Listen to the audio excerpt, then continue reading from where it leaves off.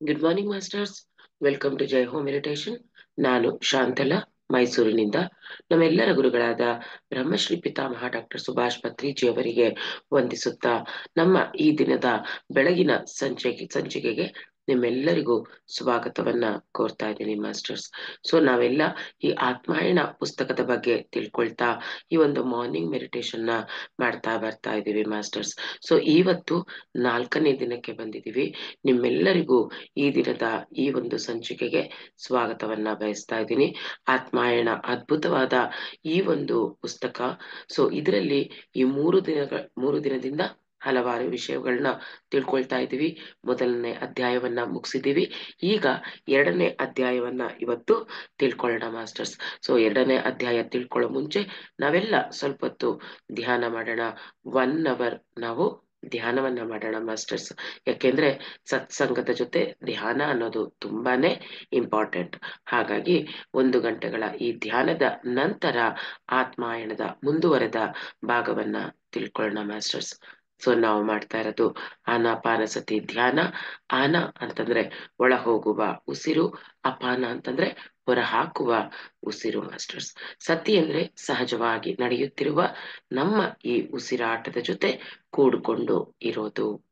ಕಣ್ಣು ಮುಚ್ಚಿದಾಗ ಹಲವಾರು ಆಲೋಚನೆಗಳು ಬರೋದು ಸಹಜ. ಆಲೋಚನೆಗಳು ಹಿಂದೆ ಓಡಿದ್ರೆ ನಮಗೆ ಧ್ಯಾನ ಮಾಡಕ್ಕೆ ಸಾಧ್ಯವಿಲ್ಲ. ಧ್ಯಾನ ಅಂದ್ರೆ ಬಾಯಲ್ಲಿ ಮೌನ, ಮನಸ್ಸಿನಲ್ಲಿ ಶೂನ್ಯ. ಹಾಗಾಗಿ ಮನಸ್ಸನ್ನ ಶೂನ್ಯ ಸ್ಥಿತಿಯಲ್ಲಿ ಇಟ್ಕೋಬೇಕು ಅಂತಂದಾಗ ನಮ್ಮ ಗಮನ ಶ್ವಾಸದ ಕಡೆ ಇರಬೇಕು. ಯಾವಾಗ ನಾವು ಶ್ವಾಸದ ಕಡೆ ನಮ್ಮ ಗಮನವನ್ನ ಇಡ್ತೀವಿ ಆಗ ಮನಸ್ಸು ಇನ್ನೊಂದು ಕಡೆ ಕೆಲಸ ಮಾಡಲ್ಲ ಮಾಸ್ಟರ್ಸ್. ಸೊ ಹಾಗಾಗಿ ಪದೇ ಪದೇ ನಾವು ನಮ್ಮ ಗಮನವನ್ನ ಶ್ವಾಸದ ಕಡೆ ಇಡ್ತಾ ಇದ್ದಾಗ ನಮ್ಮ ಮನಸ್ಸು ಸಂಪೂರ್ಣ ವಿಶ್ರಾಂತ ಸ್ಥಿತಿಗೆ ತಲುಪುತ್ತೆ ಮಾಸ್ಟರ್ಸ್. ಯಾರು ಮಧ್ಯದಲ್ಲಿ ಕಣ್ಣುಗಳನ್ನ ಬಿಡಬೇಡಿ. ನಾವು ಮಾಡ್ತಿರೋದು ಆನಾಪಾನಸತಿ ಧ್ಯಾನ. ಈ ಧ್ಯಾನಕ್ಕೆ ಕೂರುವ ವಿಧಾನ ನಿಮ್ಮೆಲ್ಲರಿಗೂ ಗೊತ್ತೇ ಇದೆ. ಹಗುರವಾಗಿ ಕಣ್ಣುಗಳನ್ನ ಮುಚ್ಕೊಳ್ತಾ ಕೈಗಳೆರಡು ಬೆರಳೊಳಗೆ ಬೆರಳು ಹಾಕೊಂಡು ಕೂತ್ಕೊಳ್ಳಿ. ಕಾಲ್ಗಳನ್ನ ಕ್ರಾಸ್ ಮಾಡ್ಕೊಂಡು ಕೂತ್ಕೊಳ್ಳಿ. ನೆಲದ ಮೇಲೆ ಕೂತಿರೋರಾದ್ರೆ ಸುಖಾಸನದಲ್ಲಿ ಕುಳಿತುಕೊಳ್ಳಿ. ನಾವೆಲ್ಲ ಸುಂದರವಾದ ಸಂಗೀತದೊಂದಿಗೆ ಧ್ಯಾನವನ್ನ ಮಾಡೋಣ. ಯಾವುದೇ ರೀತಿಯ ನಾಮ ಜಪ ಬೇಡ, ಮಂತ್ರ ಜಪ ಬೇಡ. ಕೇವಲ ಶ್ವಾಸದೊಂದಿಗಿರೋಣ. ಬಾಹ್ಯ ಪ್ರಪಂಚವನ್ನ ಸಂಪೂರ್ಣವಾಗಿ ಮರೆತು ಬಿಡೋಣ. ನಮ್ಮೊಳಗೆ ನಾವು ಪ್ರಯಾಣಿಸೋಣ. ನಮ್ಮೊಂದಿಗೆ ನಾವಿರೋಣ masters. Be with your simple, soft and normal breath. ಕೇವಲ ಉಚ್ಛ್ವಾಸ, ನಿಶ್ವಾಸ, ಶ್ವಾಸಾನುಸಂಧಾನ, ಆತ್ಮಾನುಸಂಧಾನ. ನಮ್ಮ ಪ್ರತಿಯೊಂದು ಶ್ವಾಸವನ್ನ ಗಮನಿಸೋಣ. ಆ ಶ್ವಾಸದೊಂದಿಗೆ ನಮ್ಮ ಪ್ರಯಾಣವನ್ನ ಬೆಳೆಸೋಣ. ಒಳ ಹೋಗುವ ಉಸಿರು, ಹೊರ ಹಾಕುವ ಉಸಿರು. ಮಧ್ಯದಲ್ಲಿ ಯಾರು ಕಣ್ಣುಗಳನ್ನ ಬಿಡಬೇಡಿ. Be with your breath. ಧ್ಯಾನದಲ್ಲಿ ಯಾವುದೇ ರೀತಿಯ ಅನುಭವ ಆದರೂ ಸಹ ಜಸ್ಟ್ ಎಕ್ಸ್ಪೀರಿಯನ್ಸ್ ಇಟ್.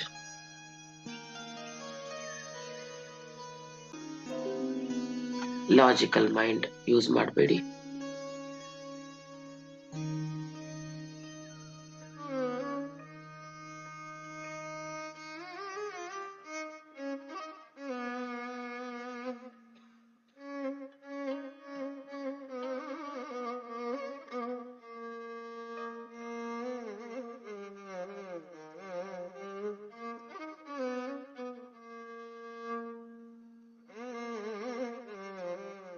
ನಮ್ಮ ಈ ಗ್ರೂಪ್ ಕಾನ್ಶಿಯಸ್ಗೆ ಥ್ಯಾಂಕ್ಸ್ ಹೇಳ್ಕೊಳ್ಳೋಣ. ಯೂನಿವರ್ಸ್ಗೆ ಥ್ಯಾಂಕ್ಸ್ ಹೇಳೋಣ. ಮತ್ತೊಂದು ಅದ್ಭುತವಾದ ದಿನವನ್ನ ನಮಗೆ ಉಡುಗೊರೆಯಾಗಿ ಬಂದಿದೆ. ನಮಗೆ ಸಹಕರಿಸುತ್ತಿರುವ ಎಲ್ಲ ನಮ್ಮ ಕುಟುಂಬದವರಿಗೂ, ನಮ್ಮ ದೇಹಕ್ಕೂ, ನಮ್ಮ ಮನಸ್ಸಿಗೂ ಕೃತಜ್ಞತೆಗಳನ್ನು ಸಲ್ಲಿಸೋಣ.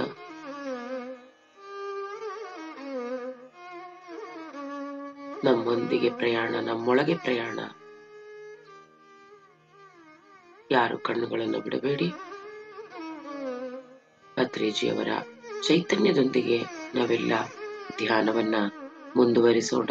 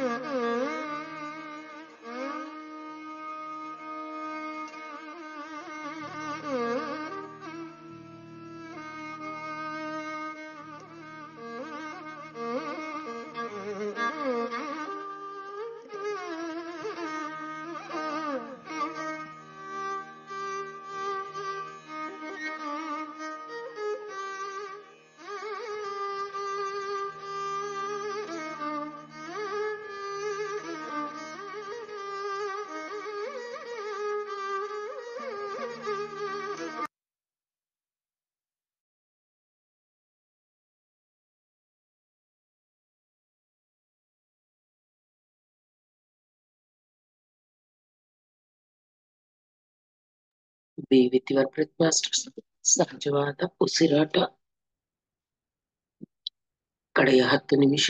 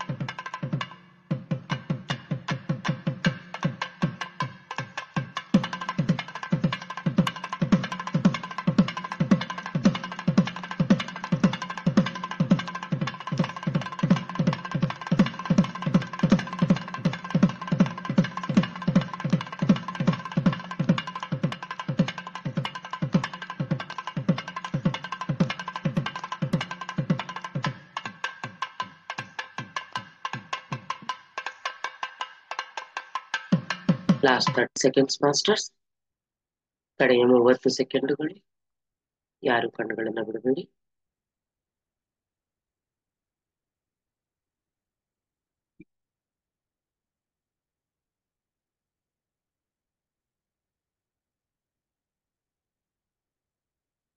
ಎಸ್ ಮಾಸ್ಟರ್ಸ್, ಎಲ್ಲರೂ ನಿಧಾನವಾಗಿ ನಿಮ್ಮ ಸಹಜ ಸ್ಥಿತಿಗೆ ಬಂದ್ಬಿಡಿ.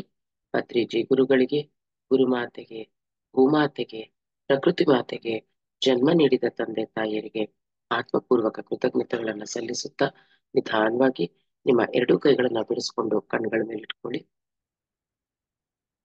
5 4 3 2 1 0. ಹಗುರವಾಗಿ ಕಣ್ಣುಗಳನ್ನು ಬಿಡ್ತಾ ನಿಮ್ಮ ಎರಡೂ ಕೈಗಳನ್ನ ಸುಂದರವಾದ ಮುಗುಳ್ನಗೆಯೊಂದಿಗೆ ನೋಡ್ಕೊಳ್ಳಿ ಮಾಸ್ಟರ್ಸ್. ನಿಮ್ಮೆಲ್ಲರ ಈ ಧ್ಯಾನಕ್ಕೆ ಸುಂದರವಾದ ಧನ್ಯವಾದಗಳು masters. So okay masters, so ನಾವು ಇವತ್ತು ಈ ಅದ್ಭುತವಾದ ಧ್ಯಾನದ ನಂತರ ಸತ್ಸಂಗದ ಭಾಗದಲ್ಲಿ ಆತ್ಮಾಯಣದ ಬಗ್ಗೆ ತಿಳ್ಕೊಳ್ಳೋಣ.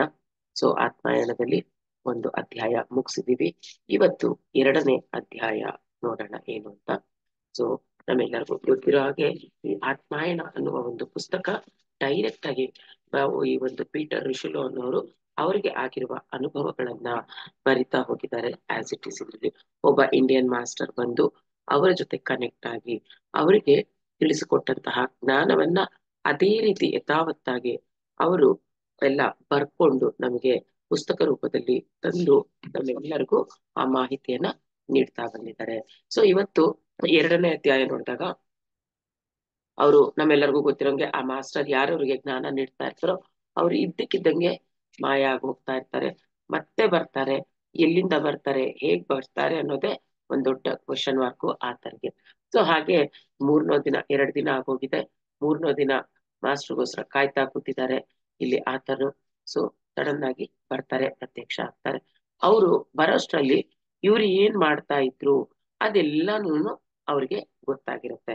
ಅಲ್ಲವರು ಅಂದ್ರೆ ಫಿಸಿಕಲ್ ಆಗಿ ಅವ್ರು ಇಲ್ಲಿ ಇಲ್ದಿದ್ರು ಸಹ ಏನ್ ನಡೀತಾ ಇದೆ, ಅವ್ರು ಬರೋವರೆಗೂ ಆತರವ್ರು ಏನ್ ಮಾಡ್ತಾ ಇದ್ರು ಅನ್ನೋದೆಲ್ಲ ಅವರು ಹೇಳ್ತಾ ಇರ್ತಾರೆ. ಇವ್ರಿಗೆ ತುಂಬಾ ಆಶ್ಚರ್ಯ ಆಗುತ್ತೆ. ನೀವ್ ಇಲ್ಲಿ ಇರ್ಲೇ ಇಲ್ವಲ್ಲ, ಹೇಗ್ ಹೇಳ್ತಾ ಇದೀರಾ ಇದನ್ನೆಲ್ಲ ಅಂತಂದ್ರೆ ನಿನಗೆ ಅರ್ಥ ಆಗ್ತಾ ಹೋಗುತ್ತೆ ನೆಕ್ಸ್ಟ್. ಅದನ್ನೇ ನನಗೆ ನಿನ್ಗೆ ತಿಳ್ಸಕ್ಕೆ ಬಂದಿರೋದು.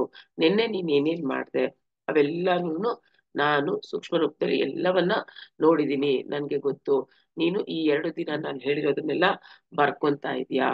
ಅದ್ ತುಂಬಾ ಸಂತೋಷ ಆಗುತ್ತೆ ಅವ್ರಿಗೆ. ಅವ್ರು ಹೇಳಿದನ್ನೆಲ್ಲ ಇವರು ಬರ್ಕೊಳ್ತಾ ಇರ್ತಾರೆ, ರೆಕಾರ್ಡ್ ಮಾಡ್ತಾ ಇರ್ತಾರೆ. ಸೊ ಅವ್ರಿಗೆ ಅದು ತುಂಬಾ ಖುಷಿ ಆಗುತ್ತೆ. ಅವರು ಬರ್ಕೊಳ್ತಾ ಇದನ್ನ ಬುಕ್ ತೆಗೆದು ನೋಡಿ ಅದರಲ್ಲಿ ಕೆಲವೊಂದು ಮಿಸ್ ಆಗಿರೋದನ್ನ ಮಾತ್ರ ಅವರು ಅಡಿಷನ್ ಮಾಡ್ತಾರೆ ಹೊರತು ಅವ್ರು ಬರ್ದಿರೋದ್ರಲ್ಲಿ ಯಾವುದೇ ರೀತಿ ಮತ್ತೆ ಯಾವ್ದೂನು ಅವರು ಕಂಪ್ಲೇಂಟ್ ಮಾಡೋದಾಗ್ಲಿ ಕರೆಕ್ಟ್ ಮಾಡೋದಾಗ್ಲಿ ಯಾವ್ದು ಮಾಡಲ್ಲ. ಜಸ್ಟ್ ಕೆಲವಾರು ಮಿಸ್ ಆಗಿರೋ ಸೆಂಟೆನ್ಸಸ್ ನ ಸೇರಿಸ್ಕೊಡ್ತಾರೆ. ತುಂಬಾ ಖುಷಿ ಆಗುತ್ತೆ ಆತರ್ಗೂ ಸಹ. ಸೊ ಅವರಲ್ಲಿ ಇಲ್ದಿದ್ರುನು ಇವ್ರು ಮಾಡಿರೋ ಕೆಲಸವನ್ನ ನೋಡಿ ಅವರು ಅಪ್ರಿಶಿಯೇಟ್ ಮಾಡ್ತಾರೆ, ಜೊತೆಗೆ ಕರೆಕ್ಷನ್ ಮಾಡ್ಕೊಡ್ತಾರೆ. ಅದವ್ರಿಗೆ ತುಂಬಾನೇ ಸಂತೋಷ ಆಗುತ್ತೆ. ಸೊ ನೆಕ್ಸ್ಟ್ ಇವಾಗ ಮುಂದಿಂದು ನೋಡೋಣ ಏನ್ ಹೇಳಿದ್ರು ಅಂತ ಅಂದ್ಬಿಟ್ಟು.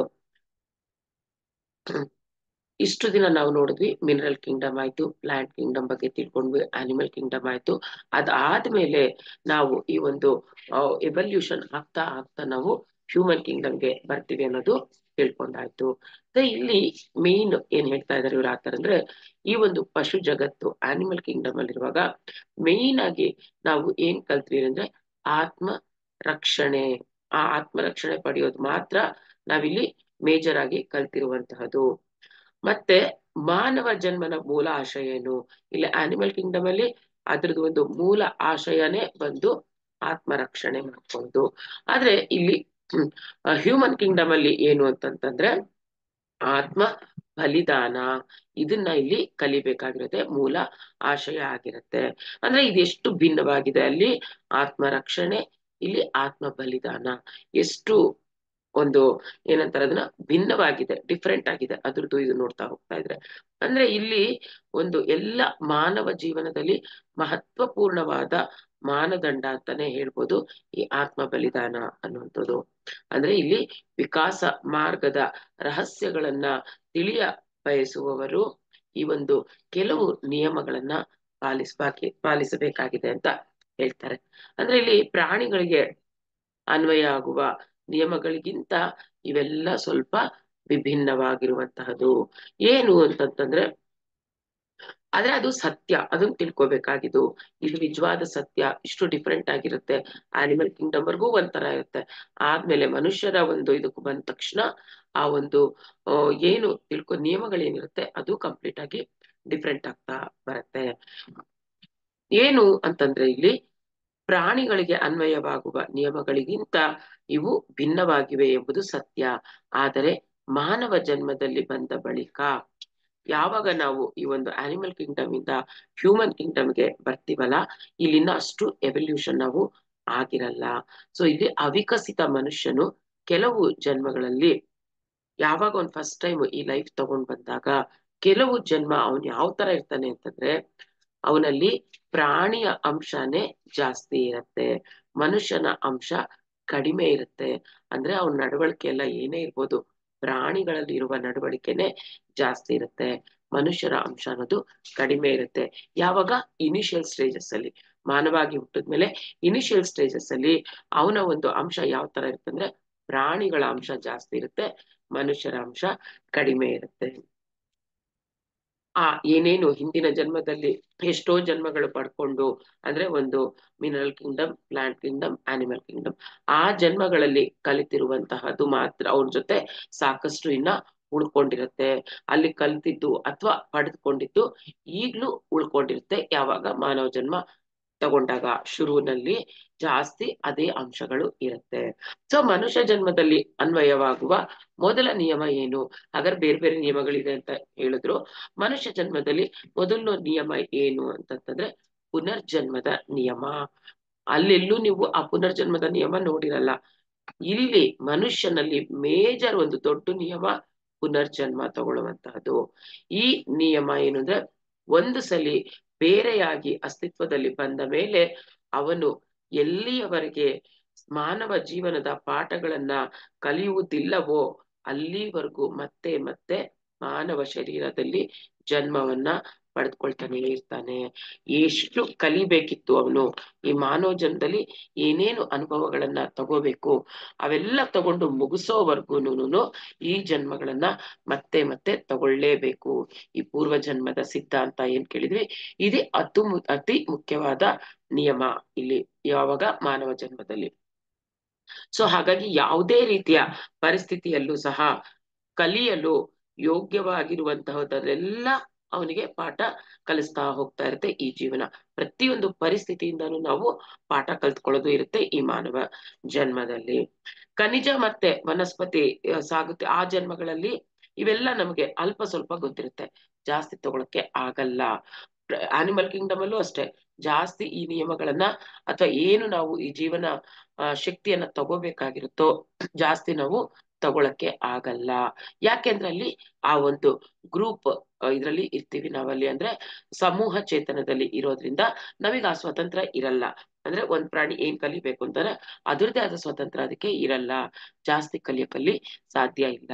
ಯಾವಾಗ ಈ ಒಂದು ಹ್ಯೂಮನ್ ಕಿಂಗ್ಡಮಿಗೆ ಬಂದು ಜನ್ಮ ತಗೊಳ್ತಾನೋ ಅಲ್ಲಿ ಅವ್ರಿಗೆ ಆ ಫ್ರೀಡಮ್ ಇರುತ್ತೆ. ಒಂದೊಂದು ಆತ್ಮದ್ದು ಒಂದೊಂದು ಡಿಸೈನು, ಒಂದೊಂದು ಆತ್ಮ ಇಂತಿಂತದನ್ನ ಕಲಿಕೆ ಅಂತ ಬಂದಿರುತ್ತೆ. ಅಷ್ಟನ್ನ ಸಂಪೂರ್ಣವಾಗಿ ಅದು ಕಲಿಯೋವರೆಗೂ ಜನ್ಮವನ್ನ ಪಡಿತಾನೆ ಬರ್ಬೇಕು ಅನ್ನೋದು ಇಲ್ಲಿ ನಮ್ಗೆ ಕ್ಲಿಯರ್ ಆಗಿ ಗೊತ್ತಾಗ್ತಾ ಬರುತ್ತೆ. ಇನ್ನೊಂದು, ಪ್ರಾಣಿಗಳಿಗೆ ಯಾವುದು ಅನ್ವಯ ಆಗದೆ ಇರೋದು ಮನುಷ್ಯನಿಗೆ ಅನ್ವಯ ಆಗುವಂತಹ ಮತ್ತೊಂದು ನಿಯಮ ಏನು ಅಂತಂದ್ರೆ ಕರ್ಮ ಸಿದ್ಧಾಂತ.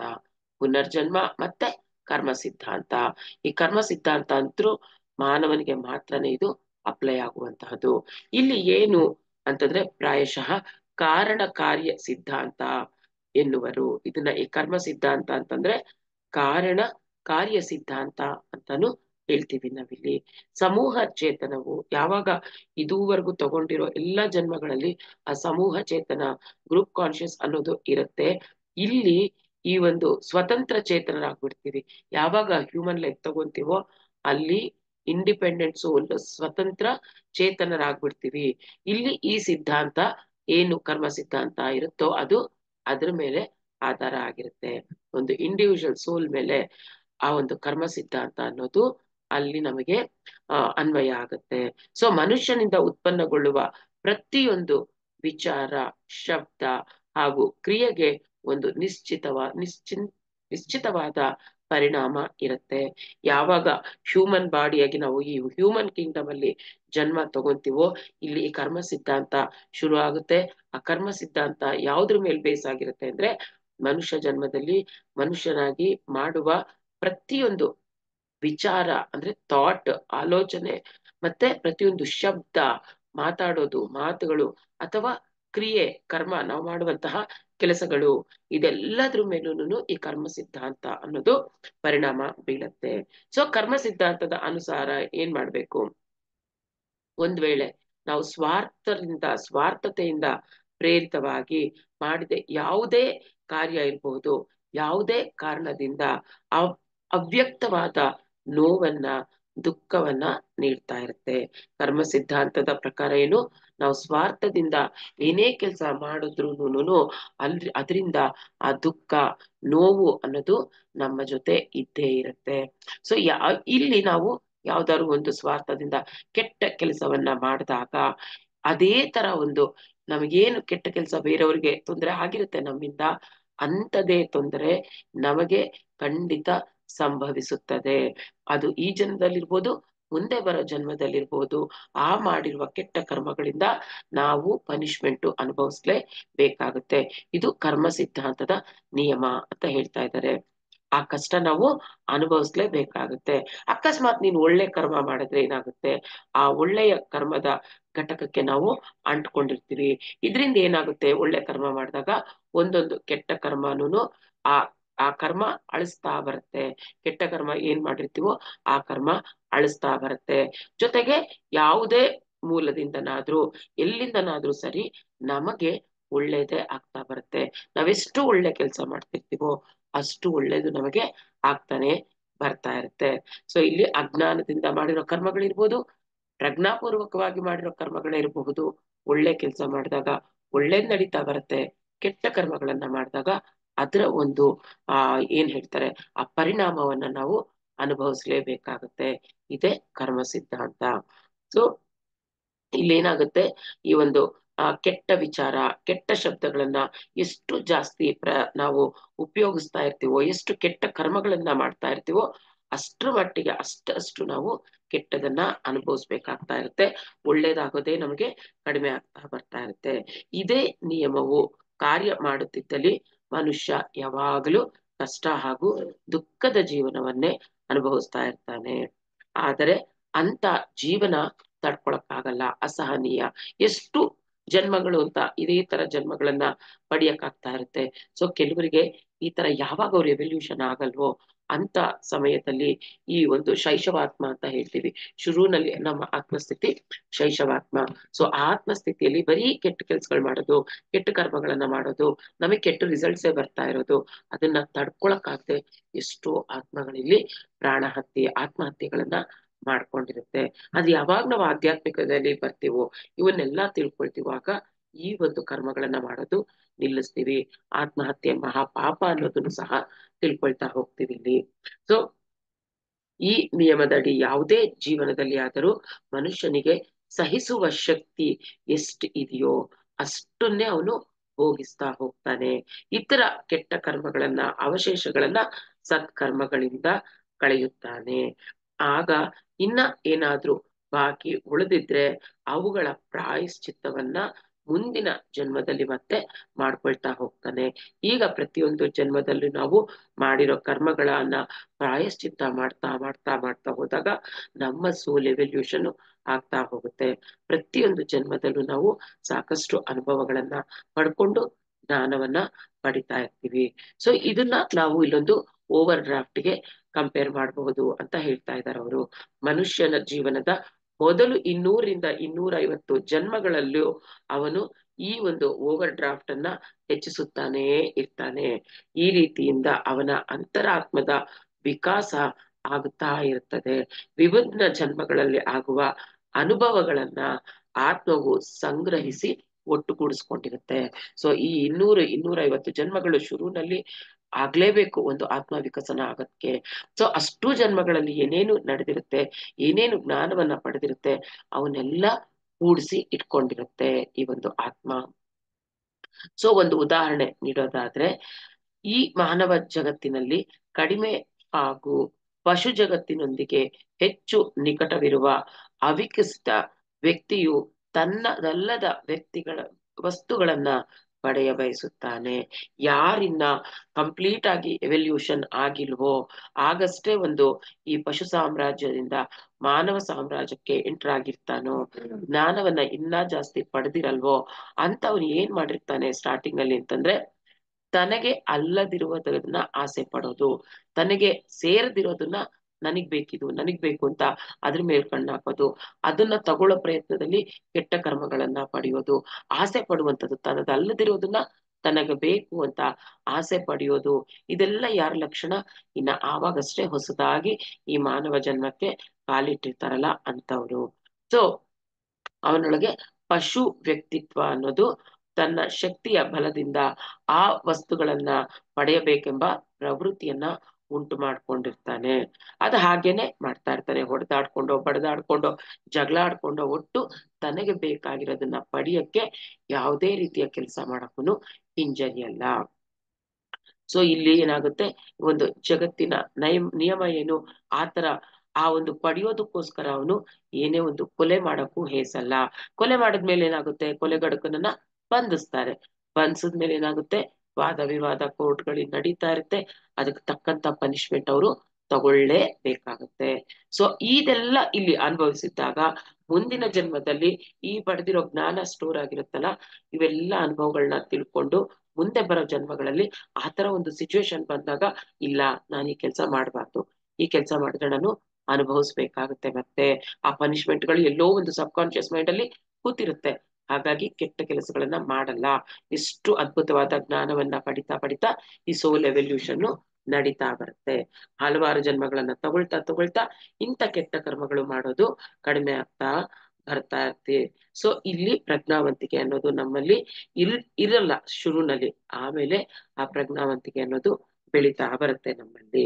ಸೊ ಸಾಮಾನ್ಯವಾಗಿ 200 ಮಾನವ ಜನ್ಮಗಳಲ್ಲಿ ಆತ್ಮ ಕೆಟ್ಟ ಕರ್ಮಗಳನ್ನೇ ಹೆಚ್ಚಾಗಿ ಮಾಡಿರುತ್ತೆ, ಒಳ್ಳೆ ಕರ್ಮಗಳನ್ನ ಕಡಿಮೆಯಾಗಿ ಮಾಡಿ ಆ ಜ್ಞಾನವನ್ನ ಪಡಿತಾ ಬರ್ತಾ ಇರುತ್ತೆ. ಇಲ್ಲಿ ಕಷ್ಟ ಹಾಗೂ ದೌರ್ಬಲ್ಯವನ್ನ ಸಹಿಸುವ ಮೂಲಕ ಕೆಲವು ಕೆಟ್ಟ ಕರ್ಮಗಳ ಖುಲಾಸೆಯಾಗುತ್ತೆ. ಆದರೆ ಮಿಕ್ಕ ಉಳಿದ ಶೇಷ ಭಾಗ ಓವರ್ ಡ್ರಾಫ್ಟ್ಗೆ ಜಮೆಯಾಗ್ತಾ ಬರುತ್ತೆ. ಆತ್ಮವು ವಿಕಸಿತಗೊಳ್ಳತೊಡಗಿದಂತೆ ಅದರ ಅನುಭವ ಸಹ ಹೆಚ್ಚಾಗ್ತಾ ಹೋಗುತ್ತೆ. ಯಾವಾಗ ಸೋಲ್ ಎವಲ್ಯೂಷನ್ ನಡೀತಾ ಇರುತ್ತೋ ಆವಾಗ ಎಕ್ಸ್ಪೀರಿಯನ್ಸಸ್ ಸಹ ಜಾಸ್ತಿ ಆಗ್ತಾ ಬರುತ್ತೆ.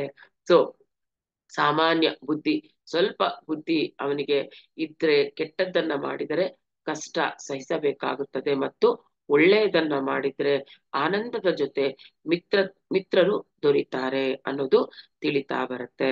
ಅಷ್ಟು ಒಂದು ಶಿಕ್ಷಣವನ್ನ ನಾವು ಪಡಿತೀವಿ ಈ ಒಂದು 200ರಿಂದ 205 250 ಜನ್ಮಗಳಲ್ಲಿ. ಸೊ ಇಲ್ಲಿಂದ ಅವ್ರು ಏನ್ ಮಾಡ್ಬೇಕು, ಈ ಒಂದು ವಿಕಸಿತ ಮಾರ್ಗದಲ್ಲಿದ್ದಾಗ ಬೇರೆಯವರಿಗೆ ಉಪಯೋಗವಾಗುವಂತಹ ಮೌಲ್ಯಯುತವಾದ ವ್ಯಕ್ತಿತ್ವವನ್ನ ಬೆಳೆಸ್ಕೊಳ್ತಾ ಬರ್ತಾರೆ. ಆ ವ್ಯಕ್ತಿ ಕೂಡ ಆಗ್ಬೇಕು, ಮೌಲ್ಯಯುತ ಒಂದು ಕೆಲಸಗಳನ್ನ ಮಾಡ್ತಾ ಬರುವಂತೆ ನಾವು ಸಹ ಅಷ್ಟು ಎವಲ್ಯೂಷನ್ ಆಗಿರ್ಬೇಕು. ಸೊ ಈ ಕೆಟ್ಟ ಕರ್ಮಗಳನ್ನ ಮಾಡಿರೋ ಬಾಕಿಗಳನ್ನ ಚುಕ್ತಾ ಮಾಡ್ತಾ ಮಾಡ್ತಾ ಮಾಡ್ತಾ ಒಳ್ಳೆ ಕೆಲ್ಸಗಳನ್ನ ಮಾಡಿದಾಗ ಆಟೋಮೆಟಿಕ್ ಆಗಿ ಚುಕ್ತಾ ಆಗ್ತಾ ಬರುತ್ತೆ. ಸೊ ಹಾಗಾಗಿ ಯಾವಾಗ ಈ ಒಳ್ಳೆ ಕೆಲ್ಸಗಳನ್ನ ನಾವು ಮಾಡಕ್ ಶುರು ಮಾಡ್ತೀವಿ, ಸುಮಾರು 200ರಿಂದ 250 ಜನ್ಮಗಳ ಆದ್ಮೇಲೆ ಆತ್ಮ ಆ ಒಂದು ಎಕ್ಸ್ಪೀರಿಯನ್ಸ್ ಅನ್ನ ಪಡ್ಕೊಂಡು ಆ ಜ್ಞಾನವನ್ನ ಪಡ್ಕೊಳ್ಳುತ್ತೆ. ಸೊ ಈ ರೀತಿಯಾಗಿ ಇದು ನಿಸರ್ಗದ ನಿಯಮ. ನಾವೀ ನಿಯಮನ ಚೇಂಜ್ ಮಾಡಕ್ಕೆ ಆಗಲ್ಲ. ಇನ್ ಕೇಸ್ ಮಾಡ್ಬೇಕು ಅಂದಾಗ ಬಹಳಷ್ಟು ಸಾಧನೆ ಬೇಕು. ಈ ಸಾಧನೆ ಮಾರ್ಗ ನಮ್ಗೆ ಸಿಗಬೇಕಂದ್ರೂ ಎಷ್ಟೋ ಜನ್ಮಗಳು ಆಗೋಗಿರುತ್ತೆ. ಹಾಗಾಗಿ ಒಂದೇ ಮನೆಯಲ್ಲಿ ಬೇರೆ ಬೇರೆ ಸ್ಥಿತಿಯಲ್ಲಿರುವ ಆತ್ಮಗಳಿದ್ರೂ ಸಹ ನಾವು ಯಾರನ್ನ ತಪ್ಪಾಗಿ ಕಂಡಿಡಿಬಾರ್ದು, ತಪ್ಪಾಗಿ ಮಾತಾಡಬಾರ್ದು. ಯಾಕೆಂದ್ರೆ ಅವನ ಸ್ಥಿತಿ ಇರೋದು ಅಷ್ಟೇನೇನೆ. ಹಾಗಾಗಿ ಆ ಸ್ಥಿತಿಗೆ ತಕ್ಕಂಗೆ ಅವನು ನಡ್ಕೊಳ್ತಾ ಇರ್ತಾನೆ, ಬಿಟ್ಟು ಬಿಡ್ಬೇಕಷ್ಟೇ ಅವರಿಗೆ. ಆದ್ರೆ ನಾವು ಹೇಳುವ ಪ್ರಯತ್ನವನ್ನ ಮಾಡಬೇಕು.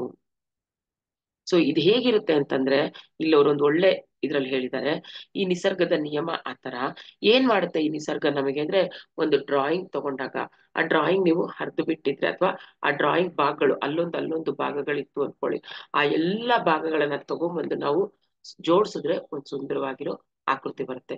ಪಜಲ್ಸ್ ನೀವು ನೋಡಿರ್ಬೋದು, ಪಜಲ್ಗೆ ಮಕ್ಳುಗಳಿಗೆ ಕೊಟ್ಟಿರ್ತೀವಿ, ಅವೆಲ್ಲ ಅಲ್ಲಲ್ಲಿರುತ್ತೆ ಆ ಪಾರ್ಟ್ಸು, ಅವನ್ನೆಲ್ಲ ಕೂತ್ಕೊಂಡು ಸೇರಿಸಿದಾಗ ಒಂದು ಒಳ್ಳೆ ಆಕಾರ ಬರುತ್ತೆ. ಅದೇ ತರ ನಮಗೆ ಈ ಸಿಚುವೇಶನ್ಸ್ ಏನೇನ್ ಬರ್ತಾ ಇದೆ ಅವೆಲ್ಲ ಅಲ್ಲಲ್ಲಿ ಕೊಟ್ಟಿರುವಂತಹ ಡ್ರಾಯಿಂಗ್ ಒಂದು ಪಾರ್ಟ್. ಅವೆಲ್ಲವನ್ನ ತಗೊಂಡು ನಾವು ಜೋಡಿಸ್ಕೊಂಡು ಈ ಜೀವನವನ್ನ ಸುಂದರವಾಗಿ ಮಾಡ್ಕೊಳ್ಳಬೇಕು. ಅದು ನಮ್ಮ ಒಂದು ಏನ್ ಹೇಳ್ತೀವಿ ಕರ್ತವ್ಯ ಕೂಡ. ಈ ಒಂದು ಕರ್ತವ್ಯ ಮಾಡ್ತಾ ಮಾಡ್ತಾ ನಾವು ಸುಂದರವಾದ ಒಂದು ಡ್ರಾಯಿಂಗ್ ತರ ನಮ್ಮ ಜೀವನ ರೂಪುಗೊಳಿಸ್ಕೋಬೇಕು. ಇದು ಪ್ರಕೃತಿ ನಿಯಮ. ಪ್ರಕೃತಿ ಆತರ ಕೊಡ್ತಾ ಹೋಗುತ್ತೆ, ನಾವು ಅದನ್ನ ಆರಿಸ್ಕೊಂಡು ಸುಂದರವಾಗಿ ಜೋಡಿಸ್ಕೋಬೇಕಾಗುತ್ತೆ. ಸೊ ಮನುಷ್ಯ ಜಗತ್ತಿನಲ್ಲಿ ಎಲ್ಲ ರೀತಿಯ ಅವಶ್ಯಕ ಅನುಭವಗಳನ್ನ ಪಡೆದುಕೊಳ್ಳಕ್ಕೆ ಸಾಧ್ಯ ಅನ್ನೋದು ನಾವಿಲ್ಲಿ ತಿಳ್ಕೋಬೇಕು. ಈ ಫ್ರೀಡಮ್ ನಮ್ಗೆ ಬೇರೆ ಹಿಂದಿನ ಯಾವುದೇ ಒಂದು ಕಿಂಗ್ಡಮ್ಸ್ ಅಲ್ಲಿ ನಮ್ಗೆ ಇರ್ಲಿಲ್ಲ. ಹಾಗಾಗಿ ನಾವು ಕೆಲವು ಸಂಗತಿಗಳನ್ನ ಆಧಾರ ರೂಪದಲ್ಲಿಟ್ಕೊಂಡು ಸ್ವೀಕರಿಸ್ಬೇಕಾಗತ್ತೆ. ಏನು ಆ ನಿಯಮಗಳು ಅಂದಾಗ, ಮನುಷ್ಯನು ಒಂದು ಆತ್ಮ ಅನ್ನೋದನ್ನ ಫಸ್ಟ್ ನಾವು ತಿಳ್ಕೋಬೇಕು. ಅವಿಕಸಿತ ಮನುಷ್ಯನಿಂದ ಮನುಷ್ಯನಿಂದ ಕಾಡು ಮನುಷ್ಯ ಹಾಗೂ ಪರಿಪೂರ್ಣ ಮನುಷ್ಯನಾಗುವ ವಿಕಾಸ ಕ್ರಮದಲ್ಲಿ ಅವನಿಗೆ ಚೇತನ ಅಥವಾ ಶರೀರಗಳ 3 ವಾಹನಗಳನ್ನ ಉಪಯೋಗ ಮಾಡಬೇಕಾಗುತ್ತದೆ. ಅವನ್ ಯಾವಾಗ ಈ ಒಂದು ಸೋಲ್ ಎವಲ್ಯೂಷನ್ ಅಲ್ಲಿ ಮಾನವಾಗಿ ಜನ್ಮ ತಗೊಳ್ತಾನೋ, ಕಂಪಲ್ಸರಿ ಅವನು ಈ ನಿಯಮಗಳನ್ನ ಫಾಲೋ ಮಾಡ್ಬೇಕು. ಏನು ಅಂದ್ರೆ ಅವನಿಗೆ 3 ಶರೀರಗಳು ವಾಹನತರ ಬೇಕಾಗೇ ಆಗುತ್ತೆ. ಯಾವ್ಯಾವ್ದು? ಮನೋಮಯ ಕೋಶ, ಪ್ರಾಣಮಯ ಕೋಶ, ಅನ್ನಮಯ ಕೋಶ. ಈ 3 ಬೇಕಾಗೇ ಬೇಕಾಗುತ್ತೆ ಮಾಸ್ಟರ್ಸ್. ಈ ಹಿಂದೆ ನಾವ್ ಇದನ್ನ 7 ಶರೀರಗಳ ವರ್ಕ್ಶಾಪ್ ಅಲ್ಲಿ ತಿಳ್ಕೊಂಡು ಬಂದಿದೀವಿ.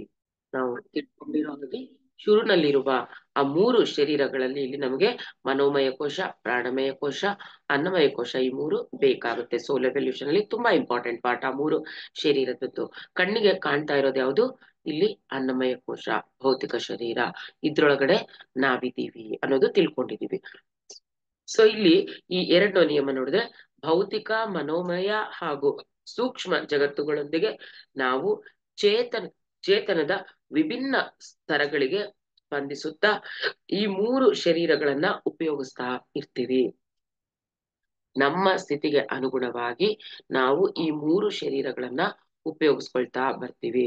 ಸೂಕ್ಷ್ಮ ಲೋಕ ಹಾಗೂ ಭೌತಿಕ ಜಗತ್ತು ಮತ್ತೆ ಮನೋಲೋಕ ಅಂತ ಕರಿತೀವಿ.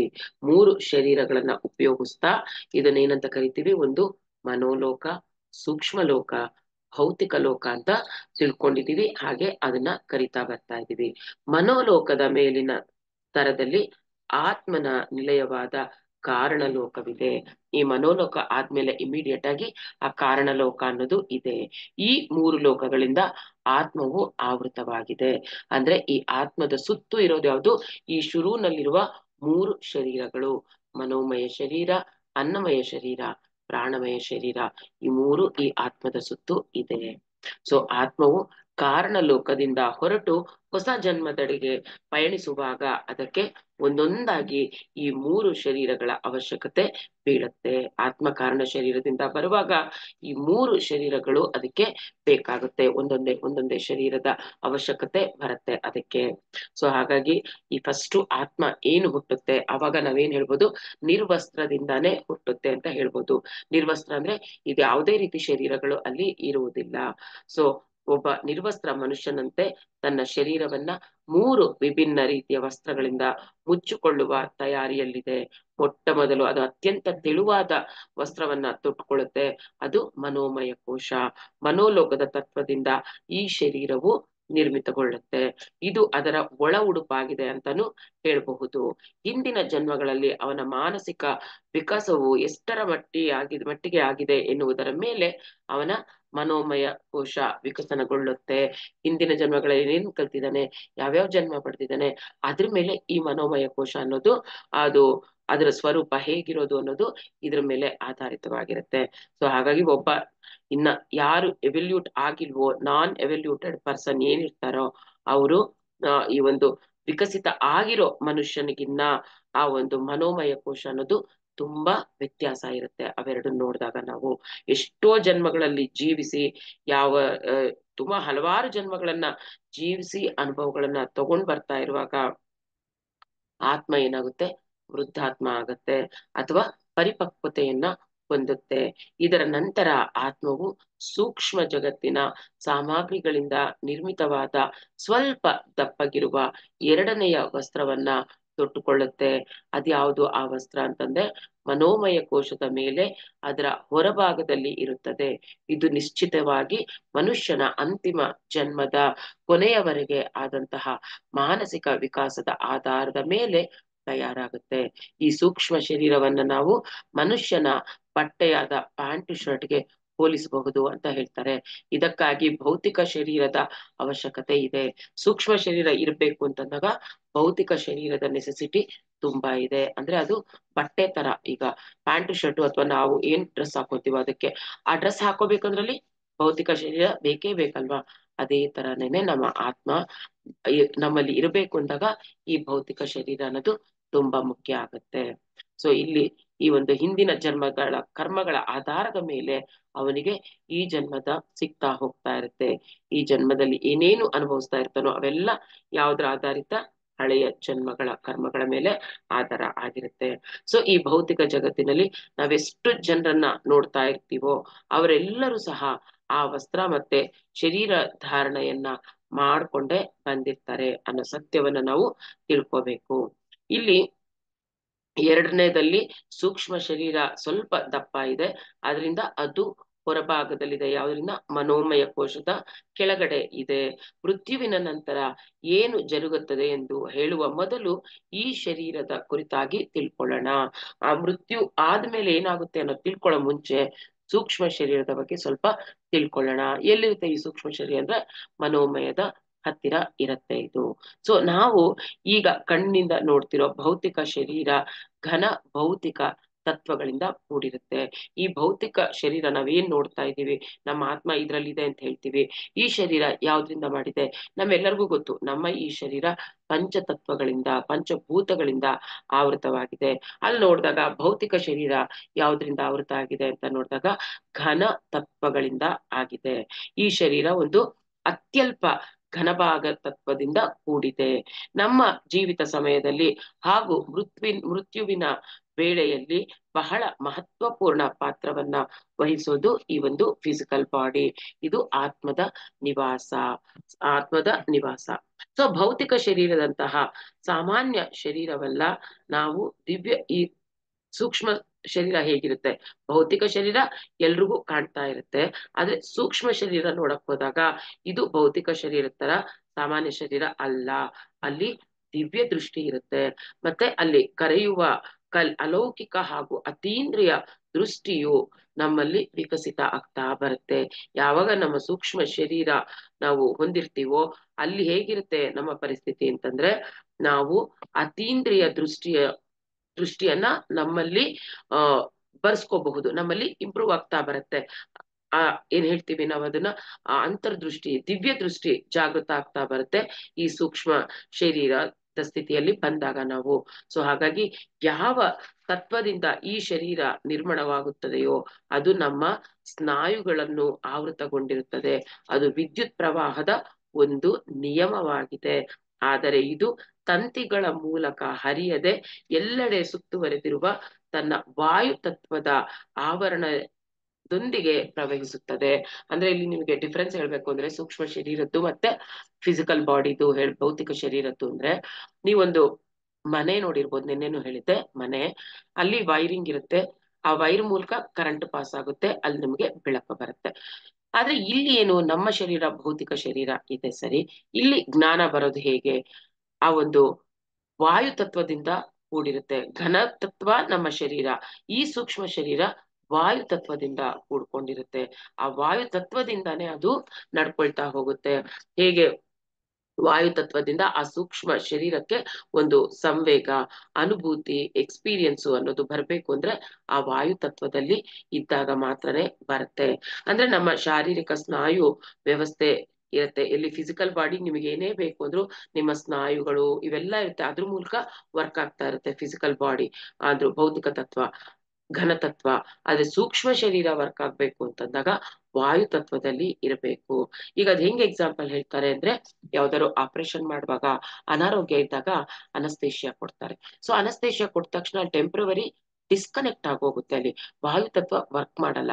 ಹಾಗಾಗಿ ಅವ್ರು ಏನ್ ಮಾಡಿದ್ರು ಈ ಬಾಡಿಗೆ ನೋವಾಗಲ್ಲ, ಗೊತ್ತಾಗಲ್ಲ, ಅಲ್ಲಿ ಪ್ರಜ್ಞೆನೇ ಇರಲ್ಲ ನಮಗೆ ಅನಸ್ತೇಷಿಯಾ ಇದ್ರಲ್ಲಿ.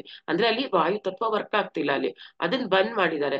ಸೇಮ್ ಅದೇ ತರ ನಮ್ಮ ಈ ಸೂಕ್ಷ್ಮ ಶರೀರ ಯಾನ ಆಗ್ಬೇಕು ಅಥವಾ ಸೂಕ್ಷ್ಮ ಶರೀರದ ಬಗ್ಗೆ ನಾವು ತಿಳ್ಕೋಬೇಕು ಅಂತಂದಾಗ ಈ ವಾಯು ತತ್ವದ ಮೂಲಕನೇ ನಮಗೆ ಸಿಗ್ನಲ್ಸ್ ಬರ್ತಾ ಇರುತ್ತೆ. ಸೊ ಈ ವಾಯು ತತ್ವ ಬಹಳ ಸೂಕ್ಷ್ಮ ಮತ್ತೆ ಬಳಕುವಂತಹದ್ದು ಅಂತ ಹೇಳ್ತಾರೆ. ಇದು ನಿದ್ರೆಯ ಅವಧಿಯಲ್ಲಿ ಭೌತಿಕ ಶರೀರ ಮತ್ತು ಸೂಕ್ಷ್ಮ ಶರೀರದ ನಡುವೆ ಸಂಬಂಧ ಜೋಡಿಸೋದೆ ಈ ಆತ್ಮತತ್ವ. ಮಲಗಿದ್ದಾಗ ನೋಡಿ ನಮ್ಗೆ ಆತ್ಮ ಗೊತ್ತೇ ಇರಲ್ಲ, ನಾವ್ ಎಲ್ಲಿರ್ತೀವಿ, ಎಲ್ಲೋಗಿರ್ತೀವಿ ಏನು ಗೊತ್ತಿರಲ್ಲ. ಸೊ ಆ ಒಂದು ಕನೆಕ್ಟಿವಿಟಿನ ನಮಗೆ ಕೊಡೋದು ಭೌತಿಕ ಶರೀರಕ್ಕೆ ಮತ್ತೆ ಸೂಕ್ಷ್ಮ ಶರೀರಕ್ಕೆ ಕನೆಕ್ಟಿವಿಟಿ ಜೋಡಿಸೋದು ಯಾವುದು ಅಂತಂದಾಗ ಈ ವಾಯು ತತ್ವ ಇರಬೇಕಾಗತ್ತೆ. ಸೊ ಆತ್ಮ ಒಂದು ಭೌತಿಕ ಶರೀರದಿಂದ ಹೊರ ಬಂದಾಗ ಶರೀರ ಹಾಗೇನೆ ಹಾಸಿಗೆ ಮೇಲೆ ಮಲ್ಕೊಂಡಿರ್ತೀವಿ. ಮಲಗಿದ್ದಾಗ ನೀವು ನೋಡ್ಬೋದು, ಶರೀರ ಅಲ್ಲೇ ಇರುತ್ತೆ, ಆದ್ರೆ ಡೀಪ್ ಸ್ಲೀಪ್ ಅಲ್ಲಿ ಇರ್ತೀವಿ. ನಮ್ಮೇಲ್ ನಮಗ್ ಪ್ರಜ್ಞೆನೇ ಇರಲ್ಲ. ಎಲ್ಲೋಗಿರ್ತೀವಿ ನಾವು ಗೊತ್ತಿಲ್ಲ ಅಲ್ವಾ. ಸೊ ಹೋಗಿರ್ತೀವಿ, ಓಡಾಡ್ಕೊಂಡ್ ಬಂದಿರ್ತೀವಿ, ಅದೇ ಸೂಕ್ಷ್ಮ ಶರೀರ. ಆ ಎರಡರ ಮಧ್ಯೆ ಕನೆಕ್ಟಿವಿಟಿ ವಾಯು ತತ್ವದಿಂದ ಇರುತ್ತೆ. ನಾವೇನ್ ಸಿಲ್ವರ್ ಕಾರ್ಡ್ ಇಂದ ಕನೆಕ್ಟಿವಿಟಿ ಇದೆ ಅಂತ ಹೇಳ್ತೀವಿ, ಅದು ಈ ವಾಯು ತತ್ವದಿಂದ ಕೂಡಿರುತ್ತೆ. ಆ ವಾಯು ತತ್ವದಿಂದ ಯಾವಾಗ ಸಂದೇಶ ಅಲ್ಲಿ ಹೋಗುತ್ತೆ, ನೀ ಬರ್ಬೇಕೀಗ ವಾಪಸ್ ಬಾ ಅಂತಂದ್ಬಿಟ್ಟು, ಅವಾಗ ಟಕ್ಕಂತದ್ದು ಮತ್ತೆ ಬರುತ್ತೆ. ಅಲ್ಲಿಗೆ ಮೆಸೇಜ್ ಕೊಡೋದು ಯಾವುದು, ವಾಯು ತತ್ವ ಕೊಟ್ಟಿರುತ್ತೆ. ಅಂದ್ರೆ ಇಲ್ಲಿ ಭೌತಿಕ ಶರೀರ ಹಾಸಿಗೆ ಮೇಲೆ ಮಲಗಿದ್ರು ಸಹ ನಮ್ಮ ಈ ಒಂದು ಆತ್ಮ ಪ್ರಯಾಣ ಸೂಕ್ಷ್ಮ ಶರೀರಯಾನ ಆಗ್ತಾ ಇರುತ್ತೆ. ಸೊ ಯಾವಾಗ ಆ ನಿನಗೆ ತಕ್ಷಣನೇ ನಾವೇನ್ ಹೇಳ್ತೀವಿ, ವಾಯು ತತ್ವದ ಮೂಲಕ ಒಂದು ಸಂದೇಶ ಬರುತ್ತೆ, ಅವಾಗ ತಕ್ಷಣನೇ ಮರಳಿ ಆತ್ಮ ಶರೀರೊಳಗೆ ಬರುತ್ತೆ. ಭೌತಿಕ ಜಗತ್ತಿನಲ್ಲಿ ಈ ರೀತಿ ಮರಳಿ ಬರುವುದಕ್ಕೆ ನಿದ್ರೆಯಿಂದ ಎಚ್ಚರ ಆಗೋದು ಅಂತ ಹೇಳ್ತಾರೆ. ನಾವು ಮಲಗಿರ್ತೀವಿ, ಟಕ್ಕಂತ ಎಚ್ಚರ ಬಂದ್ಬಿಡುತ್ತೆ. ಯಾವಾಗ ಅಂದ್ರೆ ಮತ್ತೆ ಆ ಕನೆಕ್ಟಿವಿಟಿ ನಮ್ಮೊಳಗೆ ಬಂದಿರುತ್ತೆ, ಸೂಕ್ಷ್ಮ ಶರೀರ ಯಾನ ಆಗ್ತಾ ಇರುತ್ತೆ. ಆತ್ಮ ಯಾವಾಗ ಮತ್ತೆ ನಮ್ಮೊಳಗೆ ಬರುತ್ತಲ್ಲ, ಆವಾಗ ಅದೇನಾಗುತ್ತೆ, ನಿದ್ರೆಯಿಂದ ಟಕ್ಕಂತಿಂಗೆ ಎಚ್ಚರ ಆದಂಗೆ ನಮಗೆ ಆಗುತ್ತೆ. ಯಾವ್ದ್ರಿಂದ ನಡೆಯುತ್ತೆ ಇದು ಅಂದ್ರೆ ವಾಯು ತತ್ವದಿಂದ ಆ ಸಂದೇಶ ನಡೆಯುತ್ತೆ. ಹಾಗಾಗಿ ಮಲಗಿರುವಾಗ ಆತ್ಮ ಶರೀರದಿಂದ ಹೊರಗೆ ಹೊರಟು ಹೋಗುತ್ತದೆ. ಆಗ ಶರೀರದ ಚೇತನ ಶೂನ್ಯವಾಗುತ್ತೆ. ಆಗ ಸೂಕ್ಷ್ಮ ಶರೀರದ ಆ ಒಂದು ಸೂಕ್ಷ್ಮ ಶರೀರದ ಮೂಲಕ ಸೂಕ್ಷ್ಮ ಲೋಕದಲ್ಲಿ ಪ್ರಯಾಣ ಮಾಡುವುದು ಜರುಗುತ್ತದೆ. ಎಲ್ಲಿ ಬೇಕಂದ್ರೆ ಅಲ್ಲಿ ಹೋಗ್ಬಹುದು. ನೋ ಬೌಂಡ್, ಅದಕ್ಕೊಂದು ಬೌಂಡ್ರಿ ಇಲ್ಲ. ಇಡೀ ಪ್ರಪಂಚವನ್ನ ಸುತ್ಕೊಂಡು ಬರಬಹುದು. ಈ ಸ್ಥಿತಿಯಲ್ಲೇ, ಈ ಒಂದು ಸಮಯದಲ್ಲಿ ಶರೀರವು ಮಂಚದ ಮೇಲೆ ಮಲಗಿದ ಸ್ಥಿತಿಯಲ್ಲೇ ಇರುತ್ತದೆ ಮತ್ತು ವಿಶ್ರಾಂತಿಯ ಮೂಲಕ ಭವಿಷ್ಯಕ್ಕಾಗಿ ಊರ್ಜಾ ಶಕ್ತಿಯನ್ನ ಸಂಗ್ರಹಿಸ್ತಿರುತ್ತೆ. ಸೂಕ್ಷ್ಮ ಲೋಕ ಆಚೆ ಹೋದ್ಮೇಲೆ ಹಂಗಾರೆ ಭೌತಿಕ ಶರೀರ ಏನ್ ಮಾಡ್ತಾ ಇರುತ್ತೆ ಅಂದ್ರೆ, ಆ ಒಂದು ಫಿಸಿಕಲ್ ಬಾಡಿಗೂ ಒಂದು ಶಕ್ತಿ ಬೇಕಲ್ಲ, ಆ ಒಂದು ರೆಸ್ಟ್ ಅನ್ನ ಪಡಿತಾ ಇರುತ್ತೆ ಅದು. ಆ ರೆಸ್ಟ್ ಜೊತೆಗೆ ನೆಕ್ಸ್ಟ್ ನಮ್ಗೆ ಮಾಡೋ ಕೆಲ್ಸಕ್ಕೆ ಶಕ್ತಿ ಅನ್ನೋದು ಬೇಕಲ್ವಾ, ಅದು ಆ ಸಮಯದಲ್ಲಿ ಸುಮ್ನೆ ಮಲ್ಕೊಂಡಿರ್ತೀವಿ, ಆದ್ರೆ ಅಲ್ಲಿ ಇರಲ್ಲ ನಾವು. ಅದ್ ನಮ್ಮ ಫಿಸಿಕಲ್ ಬಾಡಿಗೆ ಶಕ್ತಿಯನ್ನ ತಗೊಳ್ತಾ ಇರ್ತೀವಿ ಆ ವಿಶ್ರಾಂತ ಸ್ಥಿತಿಯಲ್ಲಿ. ಸೊ ಇದಿಷ್ಟು ನಾವು ಇವತ್ತು ಆ ಒಂದು ಊರ್ಜಾ ಶಕ್ತಿ ಸಂಗ್ರಹಿಸಿದ ನೆಕ್ಸ್ಟ್ ಭೌತಿಕ ಶರೀರಕ್ಕೆ ಇನ್ನ ಒಂದು ಬೇಕಾಗೋದೇನು, ಅದ್ರ ಆರೋಗ್ಯಕ್ಕೆ ಬೇಕಾಗಿರೋದೇನು, ಆಹಾರ, ನೀರು, ನಿದ್ದೆ. ಈ ಮೂರು ಭೌತಿಕ ಶರೀರಕ್ಕೆ ತುಂಬಾ ಇಂಪಾರ್ಟೆಂಟ್ ಆಗುತ್ತೆ. ಸೊ ಆತ್ಮಕ್ಕೆ ವಿಶ್ರಾಂತಿ ಅನ್ನೋದು ಬೇಡ, ಆದ್ರೆ ದೇಹಕ್ಕೆ ವಿಶ್ರಾಂತಿ ಬೇಕು. ಸೊ ನಿನ್ನ ಸೂಕ್ಷ್ಮ ಶರೀರದೊಂದಿಗೆ ಎಲ್ಲಿ ಬೇಕಾದ್ರೂ ನೀನು ಓಡಾಡಬಹುದು ಅನ್ನೋದನ್ನ ಹೇಳ್ಕೊಡ್ತಾರೆ. ಸೂಕ್ಷ್ಮ ಜಗತ್ತಿನಲ್ಲಿ ಗುರುತ್ವಾಕರ್ಷಣೆ ಶಕ್ತಿ ಸಹ ಇರೋದಿಲ್ಲ. ಸೂಕ್ಷ್ಮ ಶರೀರದಲ್ಲಿ ಆ ಒಂದು ಗುರುತ್ವಾಕರ್ಷಣೆ ಶಕ್ತಿ ಇಲ್ಲ, ಅದಕ್ಕೆ ಅದು ಅಷ್ಟು ಸ್ಪೀಡ್ ಆಗಿ ಹಾರ್ಕೊಂಡು ಹೋಗ್ತಾ ಇರುತ್ತೆ. ಆದ್ರೆ ನಮ್ ಫಿಸಿಕಲ್ ಬಾಡಿಗೆ ನಾವ್ ಈ ಭೂಮಿ ಮೇಲಿದ್ದಾಗ ಆ ಗುರುತ್ವಾಕರ್ಷಣೆ ಶಕ್ತಿ ಇದೆ, ಒಂದು ಲಿಮಿಟೇಷನ್ಸ್ ಇರುತ್ತೆ. ಆದ್ರೆ ಆತ್ಮಕ್ಕೆ ನೋ ಲಿಮಿಟ್. ಎಲ್ಲಿ ಬೇಕೋ, ಎಷ್ಟೊತ್ತು ಬೇಕೋ ಅಷ್ಟು ಸುತ್ತಕೊಂಡು ತೇಲಾಡ್ಕೊಂಡು ಸುತ್ತಾಡ್ಕೊಂಡು ಬರಬಹುದು. ಈ ಎಕ್ಸ್ಪೀರಿಯನ್ಸ್ ಸೂಕ್ಷ್ಮ ಶರೀರಯಾನ ಆಗಿರೋರ್ಗೆ ಗೊತ್ತಾಗ್ತಾ ಇರುತ್ತೆ. ಸೊ ಈ ಒಂದು ಸ್ವಲ್ಪ ಸಮಯದಲ್ಲೇನೆ ಇಡೀ ಭೂಮಂಡಲವನ್ನ ನಾವು ಸುತ್ಕೊಂಡು 2.5 ನಿಮಿಷದಲ್ಲಿ ಇಡೀ ಭೂಮಂಡಲವನ್ನ ಸುತ್ಕೊಂಡ್ ಬರ್ಬೋದು ಅಂತ ಇಲ್ಲಿ ಆ ಮಾಸ್ಟರು ಅರ್ಥ ಮಾಡಿಸಿ ಹೇಳ್ತಾ ಇದ್ದಾರೆ ಆತರ್ಗೆ. ಎಂತ ಅದ್ಭುತ ವಿಷಯ ಅಲ್ವಾ. ಸೊ ಎಷ್ಟು ವೇಗವಾಗಿ ಹೋಗ್ಬಹುದು ಅನ್ನೋದು ಯೋಚಿಸ್ಕೊಳ್ಳಿ. ನಮ್ಮ ಆತ್ಮ ಅನ್ನೋದು ಎಷ್ಟು ಶಕ್ತಿ ಇದೆ ನೋಡಿ ಈ ಆತ್ಮಕ್ಕೆ. 2.5 ಗಂಟೆಯಲ್ಲಿ ಇಡೀ ಭೂಲೋಕವನ್ನ ಸುತ್ತಕೊಂಡು ಬರುವಂತಹ ಶಕ್ತಿ ನಿಮ್ಮ ಆತ್ಮಕ್ಕೆ ಇದೆ ಅನ್ನುವಂತಹ ಸತ್ಯವನ್ನ ನಾವಿವತ್ತು ತಿಳ್ಕೊಳ್ಳೋಣ. ಇಲ್ಲಿಗೆ ಇವತ್ತಿನ ಒಂದು ಸಂಚಿಕೆಯಲ್ಲಿ 2ನೇ ಅಧ್ಯಾಯದ ಅರ್ಧ ಭಾಗವನ್ನ ಹೇಳಿದ್ದೀನಿ. 2ನೇ ಅಧ್ಯಾಯದ ಉಳಿದ ಅರ್ಧ ಭಾಗವನ್ನ ನಾಳೆಯ ಸಂಚಿಕೆಯಲ್ಲಿ ನೋಡೋಣ masters. Thank you masters, thank you. ಮತ್ತೆ ನಾಳೆ ಭೇಟಿ ಆಗೋಣ.